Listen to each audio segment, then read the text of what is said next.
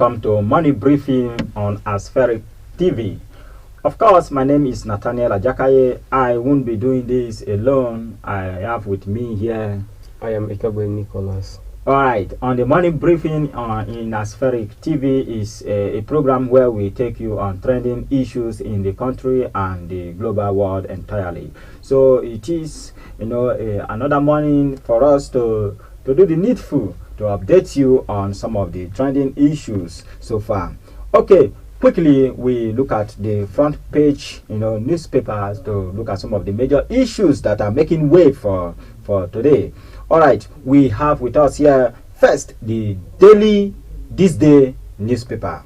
Lagos raises 137 billion through bonds to finance infrastructure projects.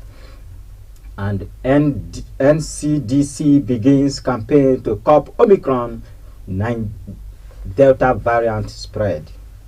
Buhari withhold assent to electoral bill, says imposing direct primary undemocratic. That is on the front page of this day newspaper. And then we still have on the front page of the same newspaper, Wike, National Assembly lack willpower to override the president. We quickly move to the Daily Sun. On the Daily Sun, we have Anambra Court void APC and the Uba's participation in pool.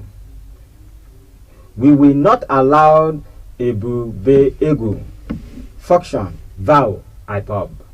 And we still have on the front page of the Daily Trust, President Buhari explained rejection of electoral bill. Cite high cost of conducting direct primary infringement on citizens' rights.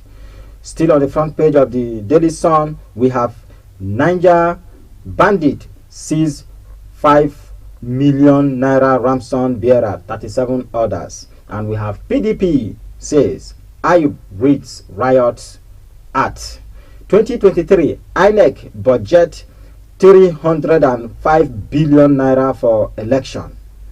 Lagos, okay, we've taken that. Then convection, protesters storm APC secretariat, insist on February date.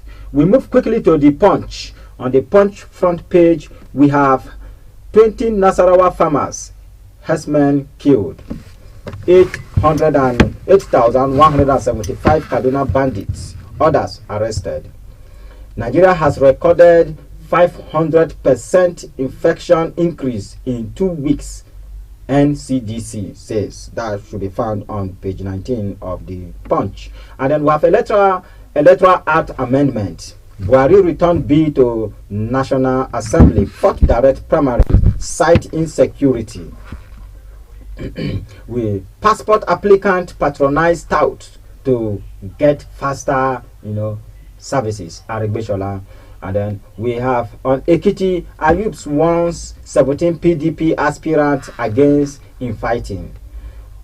Ogu plans 42 billion naira revenue from land administration ratification. Presidency, stop antis to divide APC. Tinubu supporters tell BON boss. Still on the front page of the Punch, we have official siphon government funds under cover of paying ransom, Kwara Commissioner says. Anxious patient relatives attack ASUU workers. Nurse break neck, others injured. We move quickly to Daily Trust. On the front page of the Daily Trust, we have Omicron. Nigeria enters COVID-19 fourth wave. No winner for 2021 Daily Trust African of the Year Award. INEC seek 305 billion for 2023 polls as Senate passes budget today. All right, still on the front page of the Daily Trust, we have 45 farmers killed, 5,000 displaced in Nasarawa. Okay, resident flew as bandit kill traditional ruler in Kaduna. Panic as fleeing bandit chase Abuja farmer, abduct 2. Still on the front page of the Daily Trust, we have while I rejected electoral bill, Buhari, I collected I collected 6 million naira from kidnapper to improve my cattle business. And disquiet as truck owner fought NPA's e-call up system. I stabbed my fiancé because I saw him with another girl. All right, we move quickly to the front page of the Daily Independent, where we have the Electoral Bill. National Assembly leadership lack the courage to veto Buhari. Wike. Buhari Northern governors lack empathy over killing by bandits. ACF. Still on the front page of the Daily Independent, we have terminal operators list barriers haunting trade facilitation. Court void and the Uber participation in Anambra Guba pool. And then 2023, Ayub reads, riot at to PDP members who indulge in anti-party activities. INEC seek, okay, that is taken already. Okay, this is also. While I didn't sign electoral act amendment bill into law by Buhari. COVID-19, while over 1 million doses of vaccines expires in Nigeria. APC to set up convection subcommittees. All right, still on the front page of the Daily Independent, and that is all for the front page of the Daily Independent. Then we move to the Nigeria Tribune. On the front page of the Nigeria Tribune, we have court void and his Uba, participation in Anambra Goba election, which have been taken, and we appeal, he says. And then INEC need 305 billion naira to conduct 2023 election, Yakubu, which we have said also equally. And then avoid patronizing tout, pay online for passport application, FG tells Nigeria. Rep committees, grids, police Service Commission official over 1 billion extra budgetary expenditure. On Electoral Act Amendment Bill, Buhari surrender to APC governors. Writes National Assembly. Explain why he declined assent to bill. Says exclusive of option for primaries undemocratic. All right. Still on the front page of the Nigerian Tribune, we have OAU VC official attack in Ile-Ife. 45 farmers fear in Nasarawa. Police arrest 2 members of kidnap syndicate in Ogun State. And then we have Lagos, okay, that is taken. And then we have Committee of Vice Chancellor engage ASUU over strike threat. State funds being siphoned to meet kidnappers' demand. Kwara Attorney General allege. Ekiti. Finally, on the front page of the Nigeria Tribune, we have Ekiti 2022, 70 PDP aspirant meet for peace talk in Abuja. These are some of the trending issues or headlines that we will be looking at when we come back from the short break. Stay tuned.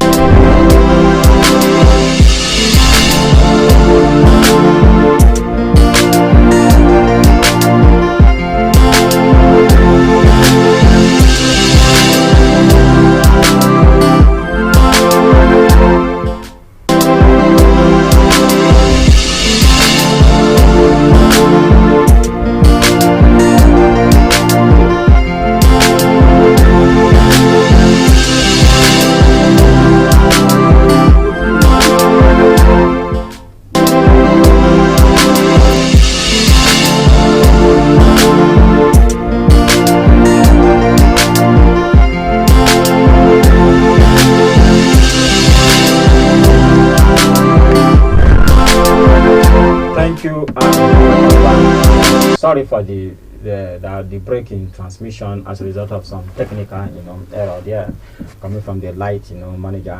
All right, thank you.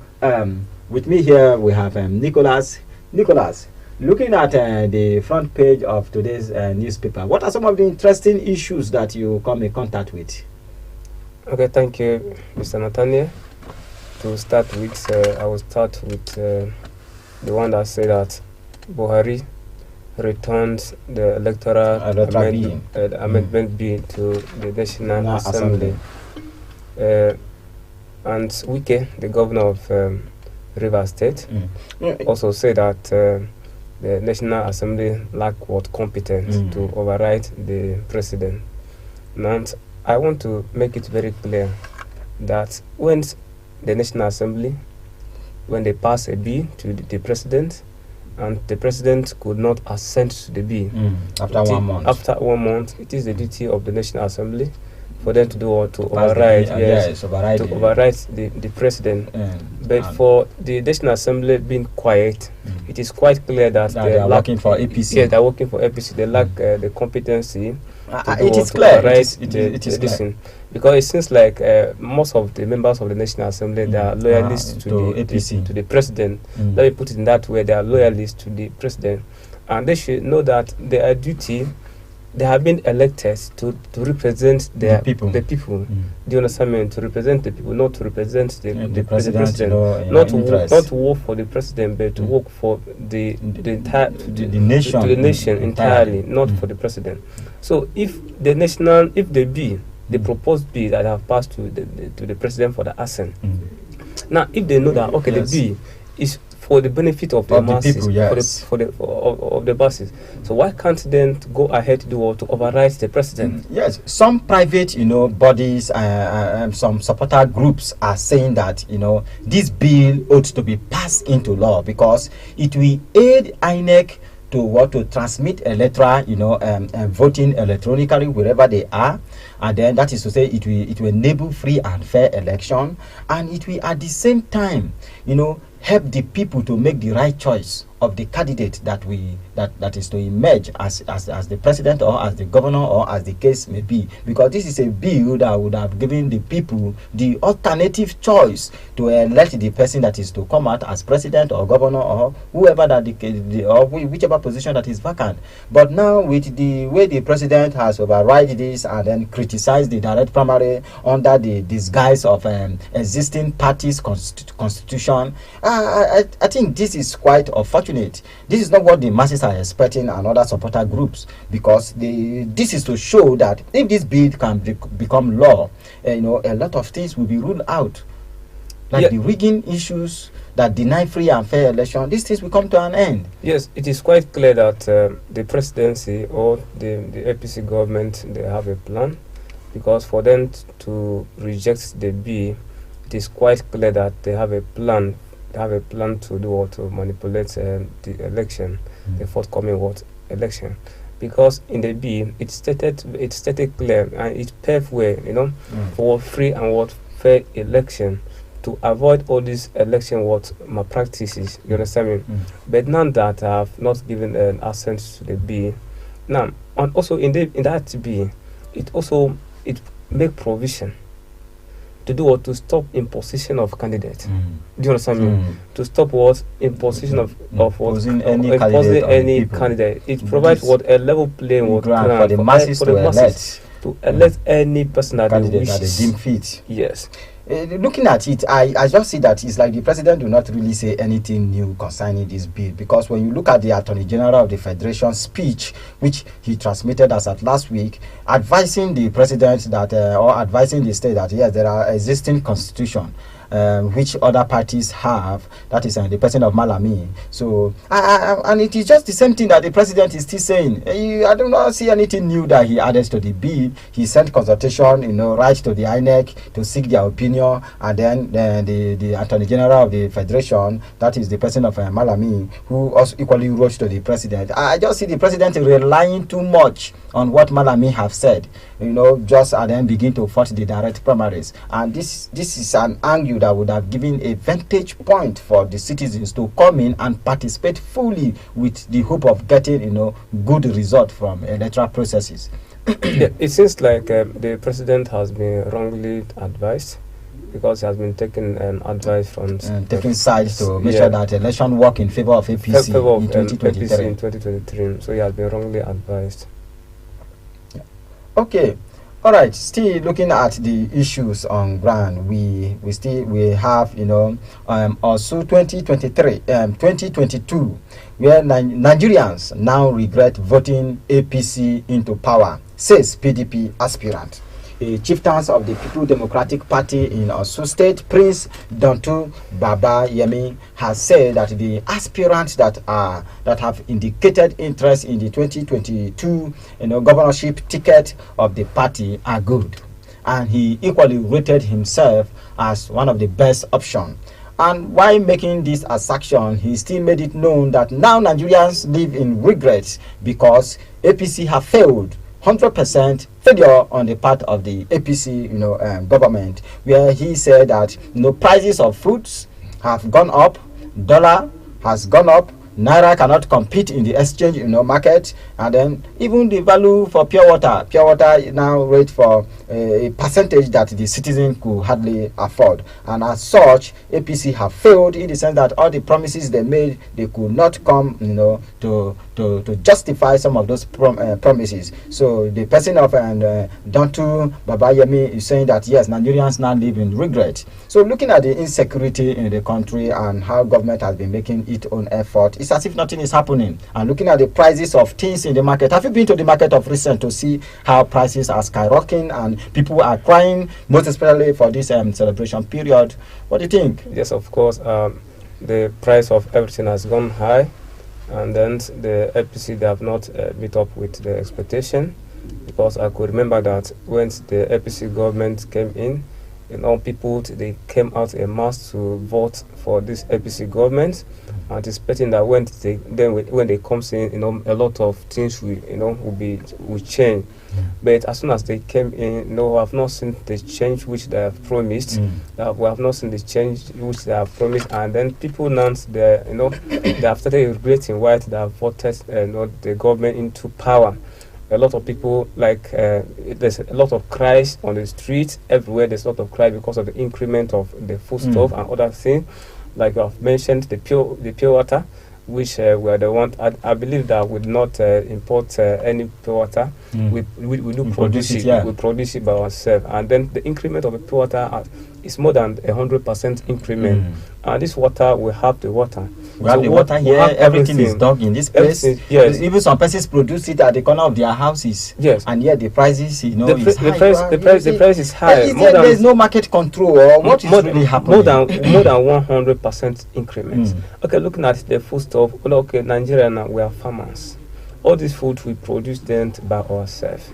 And if we go to market now to purchase some food items, honestly, if you don't have money, you don't have enough money, you won't be able to come out with something reasonable. You won't be able to come with something reasonable. Yes, as 3 days ago, a neighbor of mine was complaining to me that he went, a copper for that matter, he went to market with 10,000 naira, and that the purchase he was able to make, this nylon bag was just half of it for 10,000 naira. And he was not able to buy yam. Yes. And that the prices are just too much.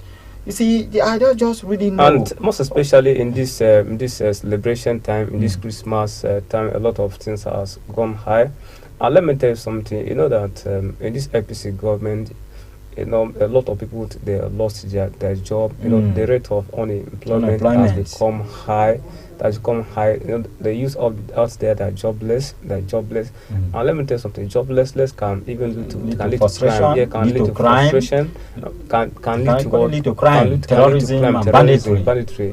It's as a result of lack of employment. And then the SPC government, they promise us job, a lot of job. 1 million job every year. I've not seen the job. Something of that nature. Yes. Yes, and there were a lot of promises, and that is what that is saying, that they have failed in their promises, and then Nigerians now live in regret. Yes. I was watching a video where a woman was crying and saying that, good luck, we are sorry for the evil we have done to you, you are a good man, and then this is the result we are getting from the APC, that they thought that APC is going to deliver. That quickly brings me to the next, headline that talks about protesting, ex-service men demand payment of outstanding entitlement. Some ex-service men who are military, came up to protest in Kaduna State on Monday, demanding for payment of their, medical, refund under the aegis of the coalition of the consigned veteran. On Monday took to the street of Kaduna to protest for one, non-payment of their outstanding entitlement for the period of 24 months, and the demand for their pension, payment of 24-month minimum wage, a refund of deduction from the medically discharged, retired servicemen, and automatic, armed force slot for qualified children of retired, service, men, among others. So these are some of the complaints that these men, came out to protest in Kaduna State. They were demanding that for 24 months, they have not received their pension, they have not received payments and their pensions, and then also that there is no provision for their children. So I think it's like the problems are just getting up every day in this country. Look at even F-Service, chief men who have served for the unity and progress of the states. Here they are crying and demanding for payment. Do you think something don't you think something is wrong here? Yes, something is wrong because of all these ex-servicemen that have paid the sacrifice. They have worked for the unity, for the peace of this country. And now it's the time for the government to do what, to pay them back. It's time for them to enjoy their dividends. And now it's very bad where in a situation whereby their entitlements and benefits will not be given to them. Now, what do you expect them to do? What do you expect them to do? Because some of them, they are physically challenged because of what they have gone through. You understand me? Some of them are physically challenged, so they don't have the power, the strength now to do something extra. You need to go to the hospital and see what these people are going through. Yes, they are going through a lot of hardship, going through agony. You understand? Yes. So now this benefit and entitlement. The government need to do. The government need to appreciate them for the work that they have done in the past. For the government need to appreciate them.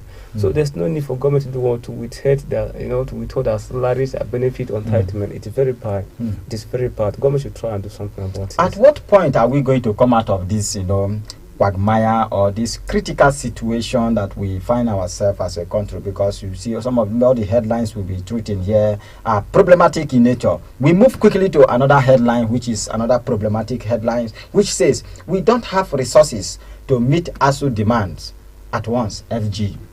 ASUU, recall that ASUU has been, on ground, threatening, FG to meet up their demands on their that is the talking about their allowances, payment allowances. They talk about the creation of a visitation panel and implementation of university transparency accountability solution instead of the integral payroll and personal information system for payment of workers in the Ivory Tower, among others.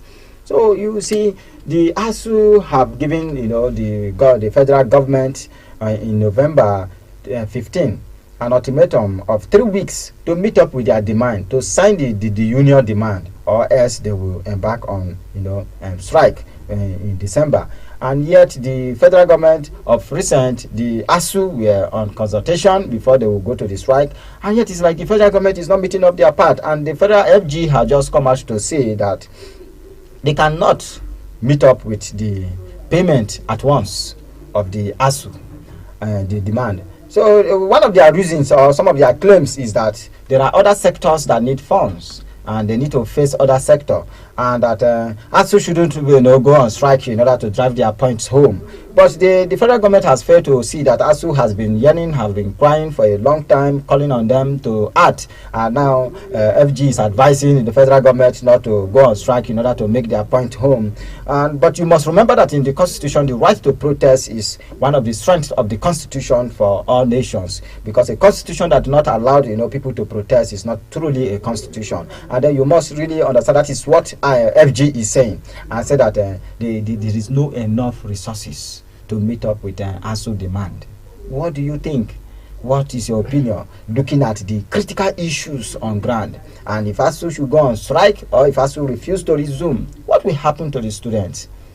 Well, it is quite funny for the federal government to come out to say that they don't have enough resources for them to meet up with the ASUU demand.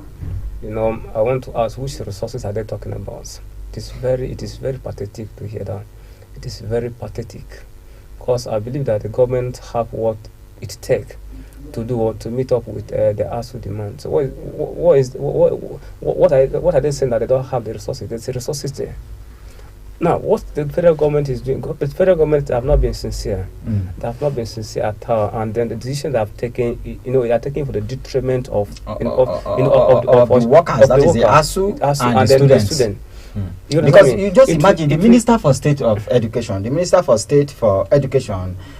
Chukwuemeka Nwajueba, on Monday said that resources are not enough to meet the demand of the academic staff union of the university at once. I don't know. Because now, peradventure, if ASUU embark on the strike, because if the federal government fail to do or to meet up with the demand, now the only step or the only decision ASUU could take is to embark on a strike. And if ASUU embark on the strike now, the students, they'll be hopeless. The students will not be happy because it will affect the academic calendar. You can see what happened, last year. Was it last year when they went on almost 6 months? Yes, almost 6 months. You understand? I mean, it distract the academic calendar. Now, some of the school they are left behind. Some of them that are left behind. Now, let's look at the people that are about to graduate. You understand me? Maybe the final year student, it affects them because some of them that wanted to go for the service. Somebody that want to go for the service. Okay. Yes. No, looking at it, do you think the demand of ASUU is too bogus, is too big for FG to fulfill? Look at one of their demands, which says payment of allowance. A worker deserves his wage, his salaries. Yes. So every worker deserves the demand is not high. His pay. And the payment of revitalization fund to university. That is a releasing fund in form of visiting the university to know what they need, and a releasing fund for infrastructure, development. Creation of visitation panel.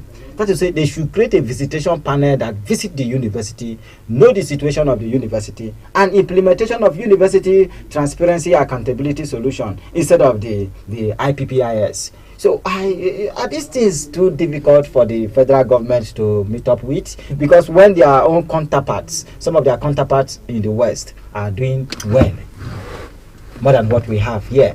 So I think don't you think this is an avenue for the federal government to look at these people and enhance the quality of education we have here, produce qualified graduates that can compete with their counterparts in the West?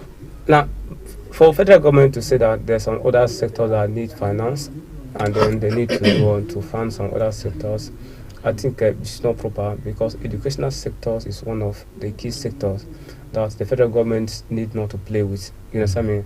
Because other sectors also, they require to work. Now, they require competent people that they need to work, and those people, they have to be what? We have to be educated, because you cannot employ illiterate people. Now, if happen that the education sector is not functioning well, now our students or our children, if they go to school and they couldn't acquire this qualitative knowledge, now how would that work effectively in other sectors?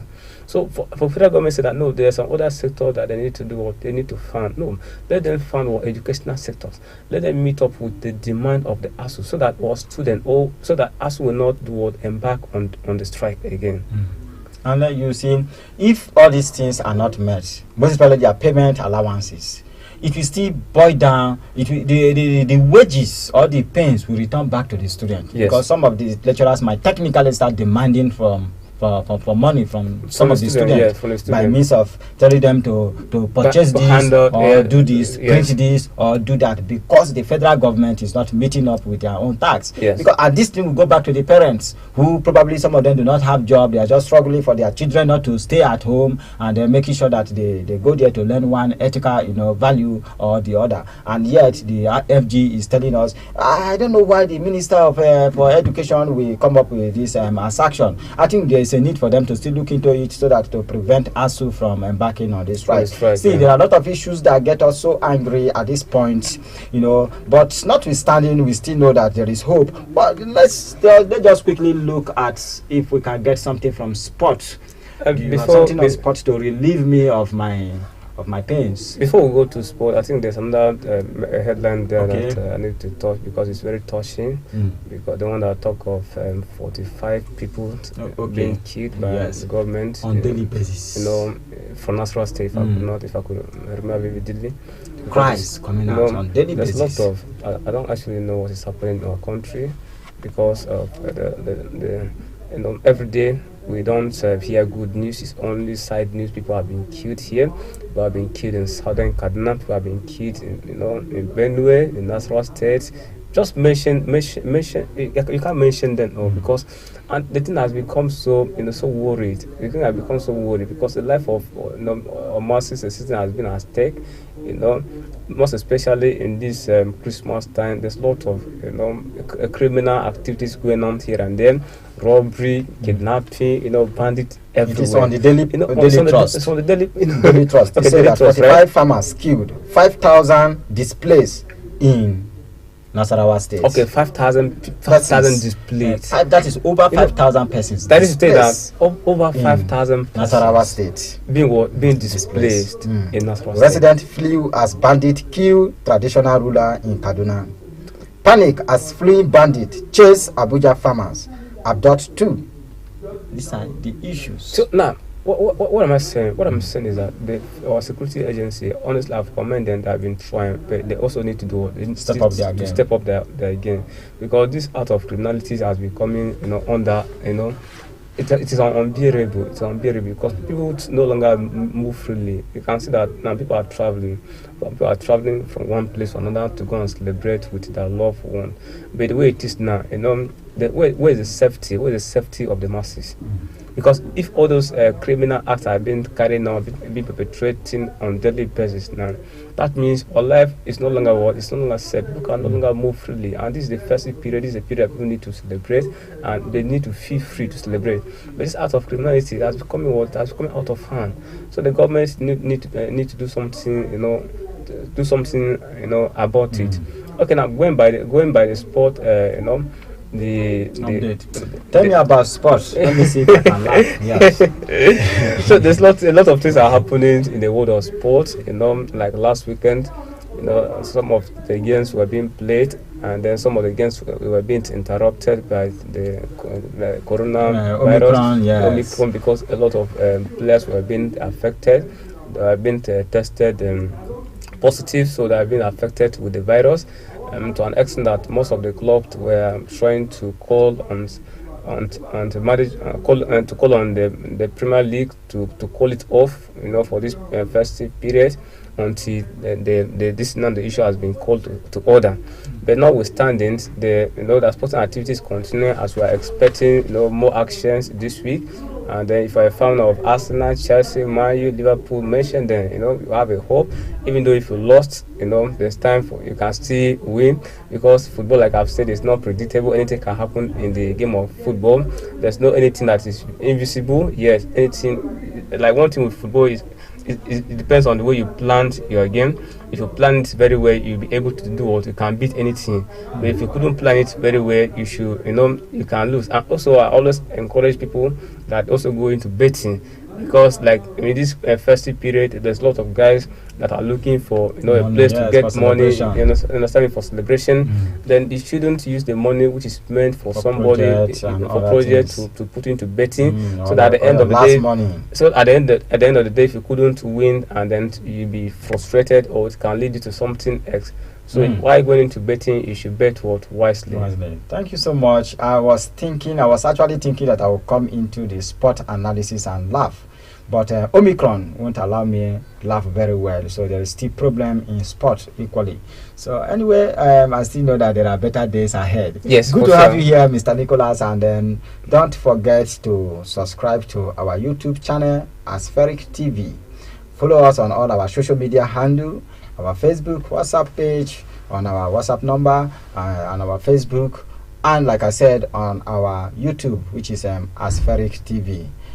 My name is Nathaniel Ajakaye, and I am Nicholas. That is all we can take for today. See you tomorrow. Thanks.